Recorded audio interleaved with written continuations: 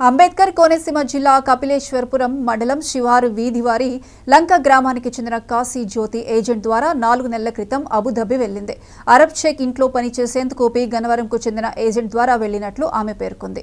అబుదాబిలో పనిచేస్తున్న బాధిత మహిళకు సరైన తిండి, నీరు, వసతులు లేక అనారోగ్యం బారిన పడుతున్నానని జ్యోతి వాపోయింది. ఇంటి యజమానికి ఆరోగ్యం బాగాలేదని చెప్పినప్పటికీ పట్టించుకోకుండా పనిచేయాలని ఒత్తిడి చేస్తున్నారని అబుదాబి నుండి తాను బాధను వ్యక్తం చేస్తూ వీడియో పోస్ట్ చేసింది. రాష్ట్ర ప్రభుత్వం చొరవ తీసుకొని స్వదేశానికి తీసుకురాగవలసిందిగా కాశీ జ్యోతి వేడుకుంటోంది. నా పేరు జ్యోతి అండి. కపిలేశ్వరం మండలం ఇది లంక గ్రామం.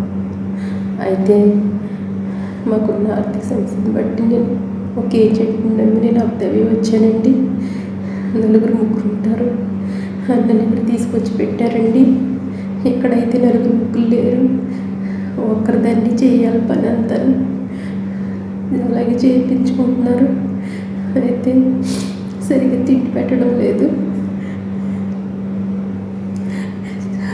అలాగే సరిగ్గా జీతం ఇవ్వడం లేదు, ఇంటి చేసుకోనివ్వడం లేదు. అలాగే నేను వచ్చిన దగ్గర నుంచి పని ఎక్కువైపోయి నాకు అసలే ఒంట్లో బాగుంటలేదు. ఆవేశం వచ్చి గుండెలు ఆగేసి ఎన్నుముకతో ఎంతో బాధపడుతున్నాను. హాస్పిటల్కి తీసుకెళ్ళి ట్యాబ్లెట్లు ఇవ్వమంటే అస్సలు పట్టించుకోరు, అసలు ఏమి ఇవ్వరు. అలాగే చేద్దాం పని నువ్వు అనేసి అంటున్నారు, పంపించమంటే పంపించినట్టున్నారు. నేనైతే చాలా బలహీనత అయిపోయి నేను నుంచోలేని పరిస్థితిలో ఉన్నట్టున్నాను. అలాగే చేస్తున్నాను, ఏం చేయాలో తెలియక నేను వీడియో పెడుతున్నాను. దయచేసి ఈ వీడియో చూసిన పెద్దలు, అధికారులు స్పందించి నన్ను నరకం నుంచి నన్ను తప్పించి నా బిడ్డల దగ్గరికి, నా బాబు దగ్గరికి నన్ను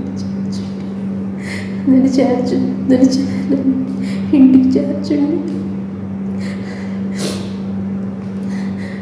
చాలా చాలా చాలా నీరసం వచ్చేసి చాలా బాధపడుతున్నాను. నేను అసలు చూడలేదు, నన్ను తీసుకొచ్చినట్టు కూడా పట్టించుకోవడం లేదు.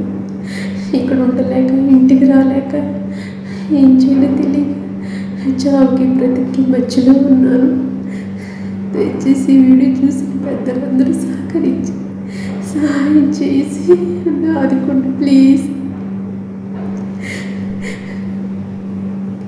ఈ వీడియో చేసిన తర్వాత నేను ఎలా ఉంటానో ఏంటో నాకే తెలీదు. చాలా భయంగా ఉంటుంది ఇక్కడ. అసలు 2 రోజులు కూడా అన్నం పెట్టరు ఒకసారి. చాలా వేదన. దయచేసి సహాయం చేసి నన్ను ఆదుకోండి ప్లీజ్. నన్ను ఇంటికి తీసుకెళ్ళండి, నా బిడ్డల దగ్గరికి సహాయం చేయండి. పెద్దలందరూ కలిసి సహాయం చేయండి.